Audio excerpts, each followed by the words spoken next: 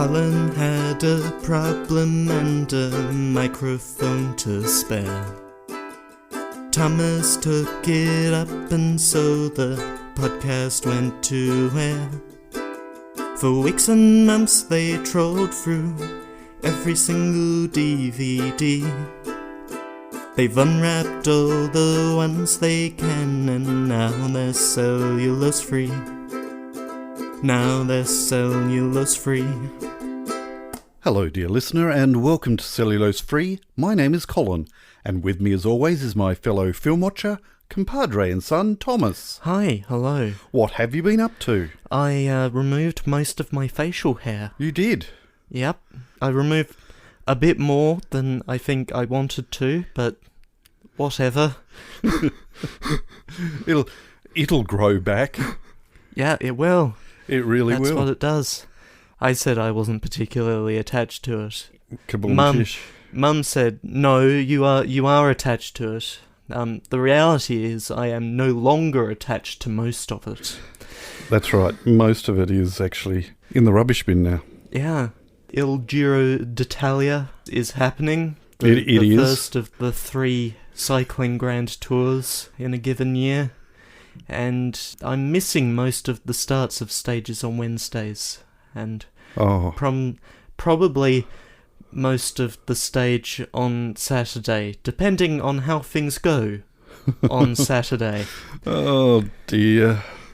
I keep bouncing from feeling vaguely confident to thinking, oh, it's all going to go hideously wrong like it did last time. And last time it went hideously wrong, the numbers were less confident, so... Yeah, but then you get polling today that suggests that things are getting tighter again. And from pollsters who aren't particularly transparent. That's right. Which sort of makes me hang on to my confidence. But yeah, I've been doing lots and lots of doom scrolling today. So the election in Australia, one of the rules for that is that we go into a media blackout this evening at midnight tonight. Yes. So I should follow that and put myself into a media blackout as well, because that stops television and radio, but it doesn't stop YouTube and Twitter and... Or newspapers. Facebook or newspaper. Well, who reads newspapers these days? Someone, I assume. Otherwise they'd stop making them. Well, a lot of them have been stopped being made. Yes. In that respect, it's been interesting trying to determine how much newspapers are these days influencing elections. It used to be the thing. When something was on a front cover of a newspaper, it had a great deal of bearing and influence. Much to Murdoch's joy, but well, it's very difficult for Murdoch to have any influence over me whatsoever when every single one of his news sites are paywalled, even for the most innocuous of news. Exactly. They still advertise all over Twitter and Facebook with those innocuous things, and you think, maybe that won't be paywalled. Oh, it is. You go to the front page of any of them, and every single story will have the little plus icon next to it that means, nope, can't have that. Yeah. Anyway, we digress. Yeah. You've cut your foot open. Have I? Well, apparently, you've put a bandage on it. Oh, that was the blisters that I had the other day. Well, that's kind of like cutting your foot open. And I've just left it on because it means that I can still walk on it. Right. Yeah. That bad, huh? Yeah. No, it wasn't that bad. It looks bigger than it actually was. Anything else you've been up to apart from watching politics and watching cyclists? No, that Men was in it. Lycra. That was meant to be a segue. Oh, right. Yeah. They're riding Segways, are they? No. They're riding human-powered bicycles or not-so-human-powered motorcycles or definitely not human-powered cars. Right. So you're segwaying over to me? Yes. Oh, I've done nothing. Right. Very little. Did you get around to rejiggering your Senate vote? No, I'm going to do that tomorrow if and when I get this edited. Right. Yeah. And this will be a reminder. It will be. Yeah, no, I haven't forgotten because I need to sit down with the eldest daughter and tell her if she doesn't vote this way, she'll be kicked out of the house. No. Probably the second eldest son as well. Oh, yes. Both of them are completely up in the air, Yeah. to be honest. Yeah. And once I've found out how you're voting, I shall either allow you to continue to live under this roof or kick you out as well. Because that's the way it rolls. As with last year, the Liberals are surprisingly high up because all the other options are somehow worse. It's a crazy old time. Yeah. Yeah. It's interesting to see the parallels in the UK. It's scary. But we don't have Brexit to deal with it either. Or complicated nationalism where nationalism doesn't mean the United Kingdom necessarily. No, I digress again. We're getting back into politics. See, the brain is just completely politicised at the moment, so we should watch a film. So yeah. So, this time next week, things will either be better or worse or the same. Who can say? Us on Saturday. Yes, we can say, well, or possibly Sunday. The amount of pre-polling that has gone on this time around has been quite mammoth. The early voting centre votes will be sorted beforehand so they can be counted after 6 p.m. Yeah. That's an important distinction. That's right. And then it will be postal voting, which is likely to outstrip last time. Yeah, yep. The polling booths will be like ghost towns. There'll be tumbleweeds at the polling booths on Saturday. I don't know about that. It's only going to be about half early voting and postal voting and other declaration voting. Anyway, we digress. We do. Again. We do. We have a film. We do have a film? Yeah. Yes. Which I had no idea had the tendrilous fingers of Jerry Bruckheimer to at least partially blame for. Yeah, he gets his fingers in a lot of things. Yeah, but this was so many years ago, and that somewhat surprised me. What are we watching today? We are watching Top Gun.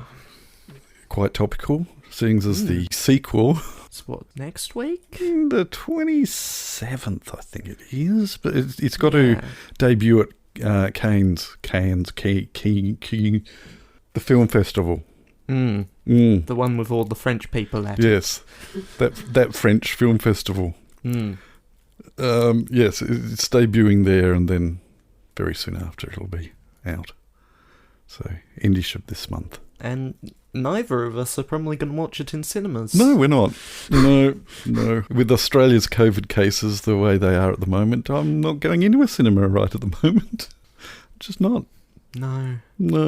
Which is a shame, because there's some films I'd like to see. Yeah. And also money. Yes, but, money is a problem as well. Oh, well. We digress. Yeah, we do. We digress. Is it because I'm putting again off watching this film? I can't remember. Who's to say? Us, after we've watched it, yes. probably. So, for those who have been living under a mushroom, can you tell those dear listeners what the plot synopsis is off the back of the 2 for $20 Blu-ray case? Which was with either The Book Thief or Into the Wild. One of those two. Right. Because those are both also Blu-rays. That were entered into the database at the same time. The synopsis. I don't want to watch this film. I don't want to do this podcast anymore. In the role that made him one of the world's biggest stars, Tom Cruise rides into the danger zone in this smash fit film? Smash fit film. Smash fit film. Yes.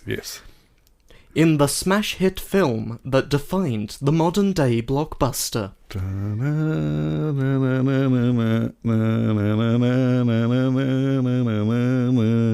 go on. Cruise plays Maverick, a hotshot flyer who is sent to the Navy's prestigious Top Gun program.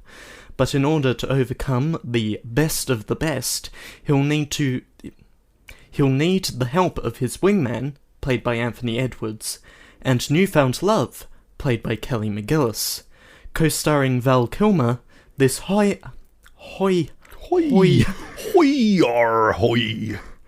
Co-starring Val Kilmer, this high-octane hit will take your breath away. All right. Thomas is going to take it out of its wrapper because it's still encapsulated in cellulose. It sure is. It is not cellulose-free, so we should not be watching this on this podcast. You saved a whole $2.98 getting it 2 for $20. I did.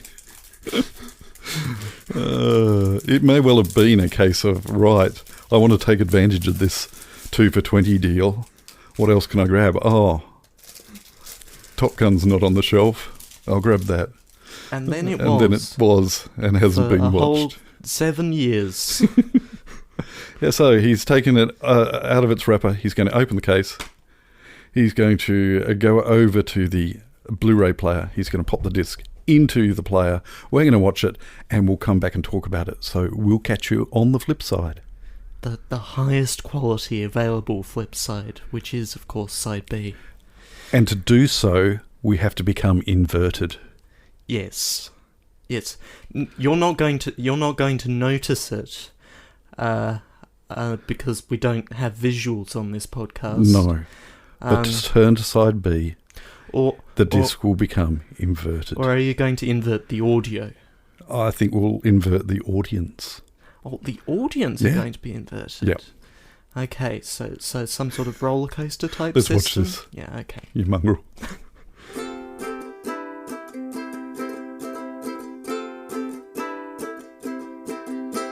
So, what did you think?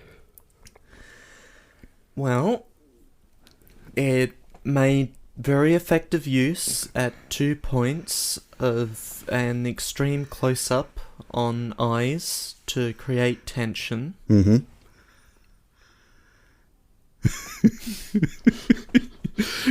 Yes, it did.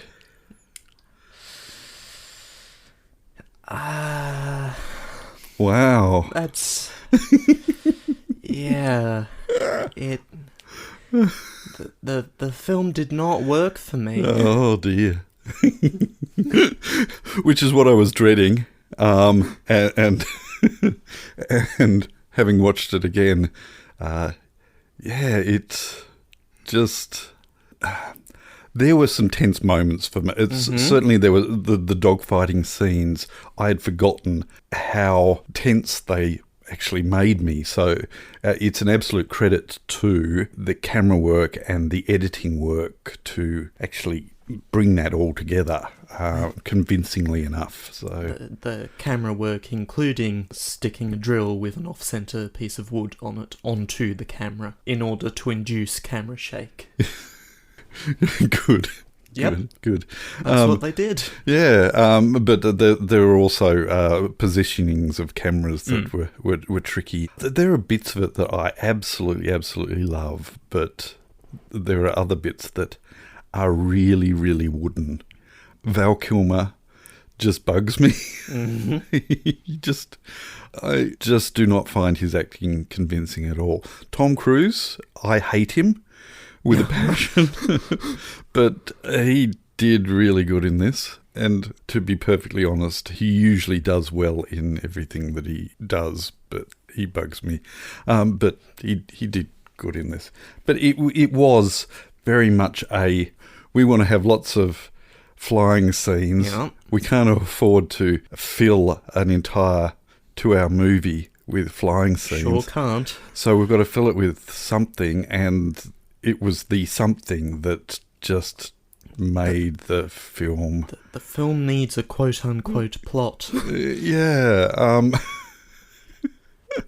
Now, I've seemed to vaguely recall, and research since has proven or suggests that it's entirely apocryphal, that it was very much a case of let's film the flying scenes and then stuff a plot around it. But there was a screenplay that then got thrown out, and another screenplay was created. I really loved the actual action scenes, but it just fell apart for me during the forced love scenes and the I only like the action scenes. I would not go so far as to say that I love them, because the film's a bit of a letdown. Oh. Yeah. I don't think the sequel can possibly be worse than that. Oh, as far as I can tell, the sequel is a much better film from early reviews that have come out. Yeah, that's the vibe it. that I'm getting, and they would have absolutely no excuse to make a worse film than that. Let me stress, this, in my opinion, isn't a really bad film.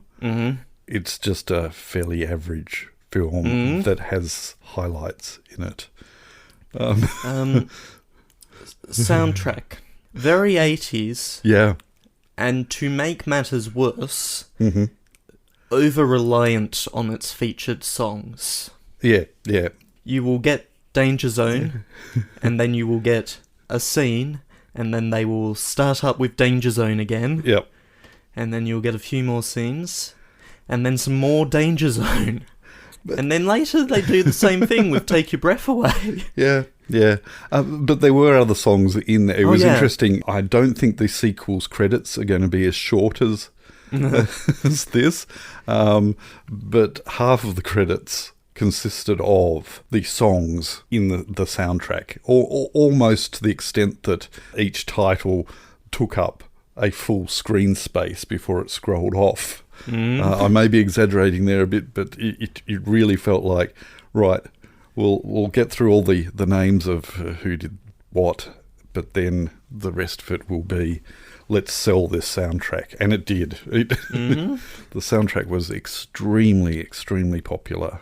One thing that I had not made a connection to, and I think it's got something to do with what I saw first and what I experienced first, I think I played a certain Amiga flight simulator on the home computer, the Amiga, called F-18 Interceptor. And the opening music to that had a very distinct dong. It was a bell sound, but with a bass sound underneath it. And as this opened up with the theme music, it started with that exact same tone. So I suspect that the game ripped off that tone, but I played that game before I saw the film. And watching it this time, I actually made the connection. Oh my goodness, that's that flight simulator game sound. And yeah, it was kind of weird. The story goes that the melody for the Top Gun anthem, which we don't hear until near the end of the film, the composer came up with it while working on a comedy film. Was that Harold Faltermeyer? Yes. Yep. Yes. So Harold Faltermeyer, and I noticed Giorgio Moroder wrote a lot of the songs, I think. Was it Giorgio Moroder? Yes. Yeah. Very big names at that time, writing songs for movies and soundtracks for movies. But that's interesting.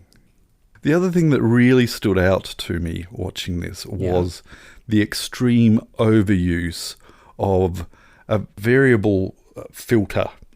There is a term for it where you've got a colour at the top and then it fades to a clear piece of glass. And it was a sepia filter.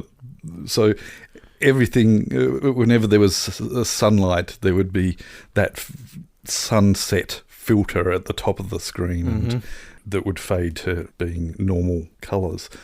But you could tell in so many shots that filter was being used because everything in the foreground would be filtered that and fade and then become normal colour. So if there was an aircraft on the deck of the USS Enterprise, it would be quite a deep sepia colour at the top of the tail fins, and then you'd see the grey colour of it. And right above that, a clear blue sky. No, usually it would be the top half would always be the sepia. But the one that I noticed was sepia at the bottom and a clear blue sky at the top. Oh, really? Yeah. Upside down? Yeah. I don't remember seeing that. That's weird. Speaking of the Enterprise, I've stood on that deck. I believe you. I think I may have mentioned that before. But it was kind of weird being, quote unquote, on that deck again. I mean, I was a little tacker. I was only 10, maybe. Mm-hmm. And I don't know. I wasn't around. No, you weren't.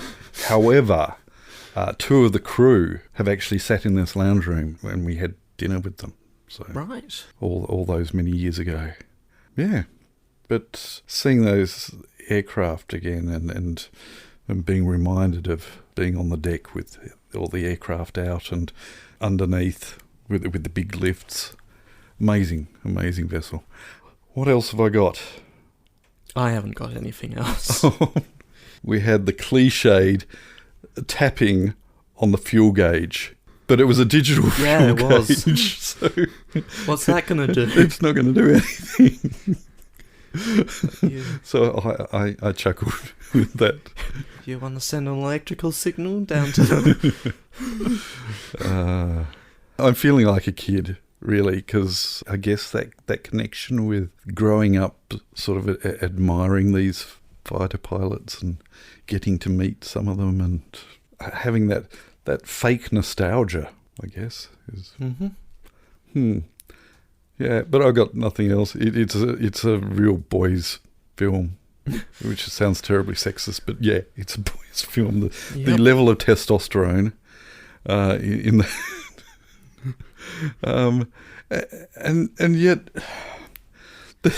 I know we joked last week about that line on the back of the case that you misread with the wingman and love interest. Yeah.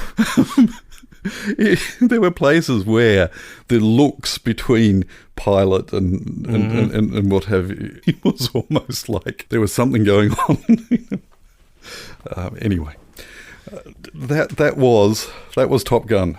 That was? And it has actually inspired me to, yes, definitely want to see the sequel, but it'll have to wait until it comes out. Probably not on streaming, because it's going to end up on Paramount Plus, isn't it? It probably is.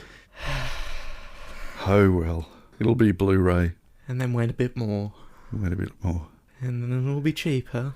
And then you can get it too for $20. That's right. I do not think I shall... I'm a bit concerned as to the continued availability of discs. And so it will be very much a case of... I've certainly cut down on the number of discs that I buy these days. But if it's something that I do want to get my hands on, I'll do it sooner rather than later. Yeah, there's a bunch of things, first of all, going straight to streaming. Yep. And you're never going to get a physical media of that. Yep. And beyond that, it's getting more difficult. Yeah. It does interest me, the number of Netflix that were made for Netflix. TV series that have been released on Blu-ray. Lost in Space, you can buy that on Blu-ray, even though it's still streaming on Netflix. So I guess there is still a financial incentive for them to do so, but perhaps I'm being overly cautious at the moment as to the speed of the demise of physical media, but I'll probably grab it when I can. As long as JB still has long aisles of the stuff. Well, it's interesting you say that they have certainly cut down, certainly in town, the number of aisles that they used to allocate for DVDs and Blu-rays. And they're no longer in a separate section. Their Blu-rays and DVDs are predominantly together. Anyway, digress. We shall move on. The following segment has no title. Please keep your arms and legs inside the vehicle at all times. Right, well, we've had fun with this. We've had a bunch of comments from dear listener Helen. We have. Welcome back, Helen. Yes. I believe you have caught up. You are now in the present. You are. And and things may make sense. Yeah. Maybe. That being said... Oh, there we go. There's that being said. Dear listener Helen's comment on the most recent episode, I had to do a lot of thinking as to what she was talking about. And now I can't remember what it was. So, we start with, and I'm just doing this in the order they come up in this Facebook feed. Okay. We start with Raise the Titanic, where we apparently gave a shout out to Helen, presumably because she had left a bunch of comments at that time. Good. Helen remembers the chorus to a song differently. That was, Oh, They Built the Ship Titanic. Right. And we have saved Helen from an awful fate of watching the film Raise the Titanic, but she might listen to War of the Worlds again. Ah, good. Although, I could lend her Raise the Titanic if she does want to watch it. Spy Kids. That episode did bounce around a bit, as I recall. Well, this one's going to too. Yeah, it is. Oh, we talked about computer games. We did. Yes. And also, you talked about HR Puffin stuff. Did. But she can't remember exactly what she thought about it. So that's helpful. The Muppets. She had misremembered the music of Running on Empty, but still doesn't think that the piece in question that actually was played was good enough for Juilliard. Fair enough.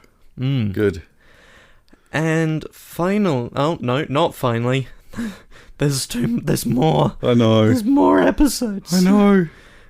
Little Nikita. Can't remember what dysgeusia means. And neither can I. No. No, so we're all confused. Good. And I don't know who... That being who... said, again, in this movie there was a character called Goose. Maybe it was foreshadowing because Goose died, so it was dysgeusiad. Right. Well, finally, the Mosquito Coast. Ah, yes. Just last week. I know. A whole 7 days ago. 7 days ago. Yeah. She's caught up. Good. Huzzah. Huzzah. Her file name guess, which is entirely wrong, but what I would have gone with is Mozzie. Oh, I wiped over it without taking a note of... Can you remember what I did? Oh, dear.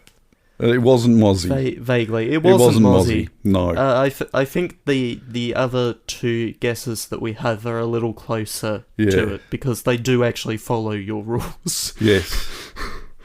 Which is how this particular guess, Mozzie, sinks, because it doesn't follow Colin's rules. It doesn't. At all. Oh, that's going to bug me now, because You have the files... No, I don't. No, it doesn't work like that. No? I do have the files, but the file name that I give it creates an envelope, and then inside that envelope, it just has. And then you copy from in, not the folder itself. That's right. Right. Yeah. So there's no way of knowing for sure. Oh dear, I feel so bad. I do know that nobody got it. Yeah, I don't think anyone got it. No. I think our other two guesses, Dunkel. Hi, Dunkel. I need to pull it up. There's too many things. There's too many things. I should point out that Dunkel did guess the episode that we said there wasn't one for. So. Muppet was not correct. No. I'm sorry. It wasn't. You would have gone with, as I believe we said in the episode, Muppets. Yes, I would have. It's going to be interesting whether anyone guesses today's. Yeah, I don't think there is any way that anyone could possibly get this one. No. And I'm being genuine here. I don't know that anyone will get this. Oh, dear. Dear listener, do not make the obvious guess. You will lose. Dunkel sent in Moscot. Yes, it wasn't Moscot. Which is remarkably close. I think possibly Moscust. Yes, it was Moscust. Yes, that sounds like what it was. It was. Discord. I'm howling at the moon and sleeping in the middle of a summer afternoon. Okay, good. That is an obscure reference. Yep, that's an obscure reference. Good. I did it. Well done. I win. Okay. Entos Ferratu. Hang on. How can you win something that I didn't know how to play? I don't know. Or were you competing against someone else? Well, I think I might have been competing against myself. Oh, well done. Yeah. So I win. Winner, chicken dinner. Yeah. I also lose. Oh. But I win. Good. Which is the important part. Uh-huh. The important part is also that I lose. Anyway, Entos Ferratu. This will be the mystery comment because I don't see these until now. Unless I send them to you, yes. Which I didn't. Which you didn't. Moscoa. So Moscoa. But it should really be BZZZZZ.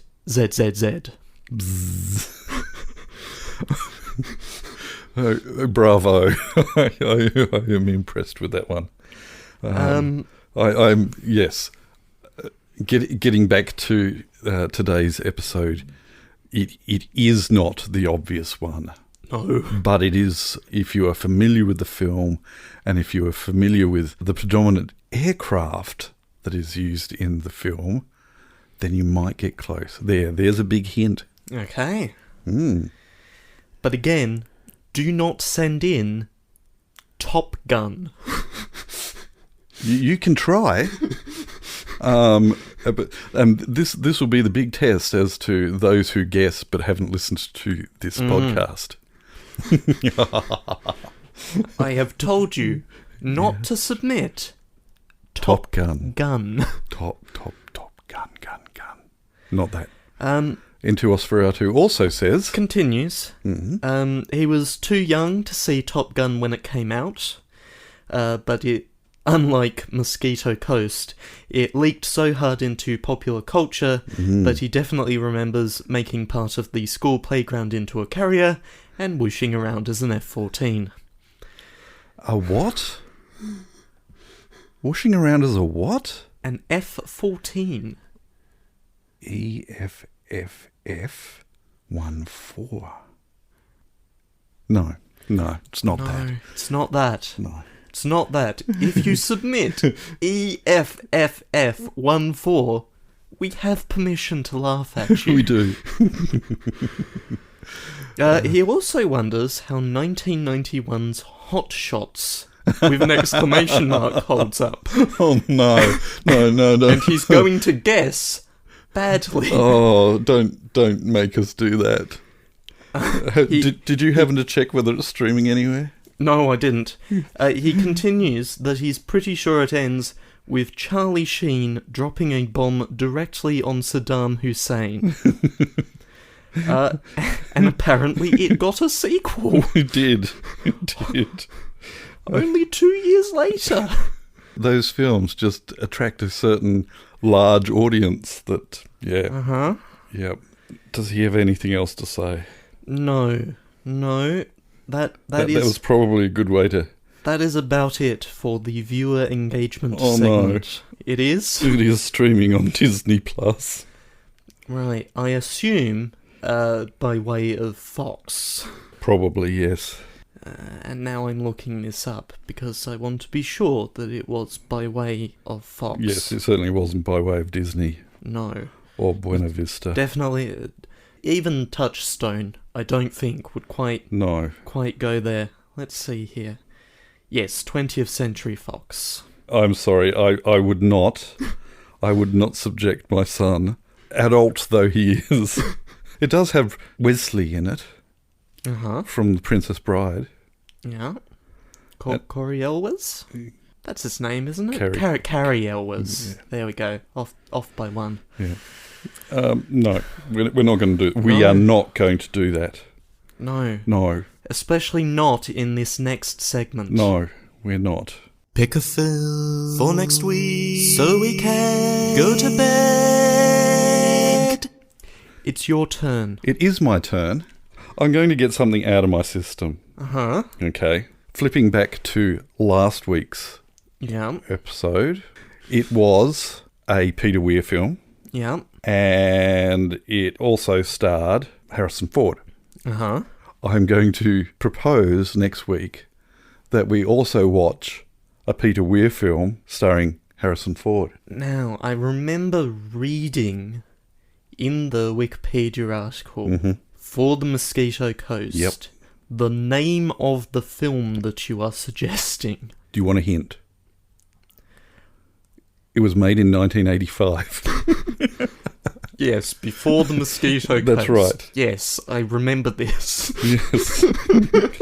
Good. All right. I'm going to read the plot synopsis, which may actually ring some bells. Uh-huh. All right.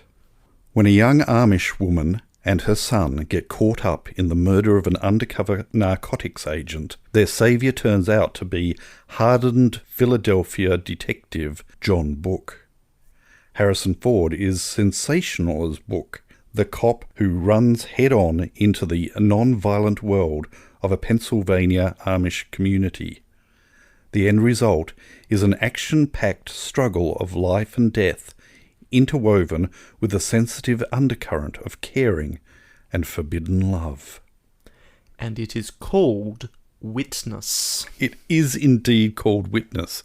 Did you guess that from that description, or did you look it up? No, I remember the description and I was hoping helped. that the description would. Yes. Good. We are indeed watching Witness next week. Amish was what helped. That's what I suspected. We'd get that. Yes. All right. Yeah. Witness. Harrison Ford. Peter Weir. We hope that you can join us when we watch Witness. When we witness it. We do. We shall witness watching... You can witness us watching Witness. Yes, you can witness us witnessing Witness. Good. But until then, we'll catch you next time. Bye. You have been listening to Cellulose Free. Your hosts were Colin, who produces and edits the show, and Thomas, who makes the artwork and music. Cellulose Free is recorded in the Deranged Cat Studios in scenic Tasmania, Australia. We keep track of our extensive physical media collection through My Movies, which we highly recommend. You can find links to that, as well as other places you can find us in the show notes. Cellulose Free is a Hi Hello production.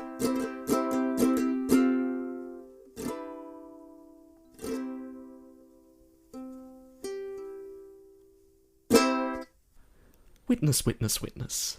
Witness, witness, witness. Witness. What a jumbled mess witness. that's going to be. Witness, witness, witness. Do stop. Witness. Witness, witness. Stop. If I press this button, will you stop?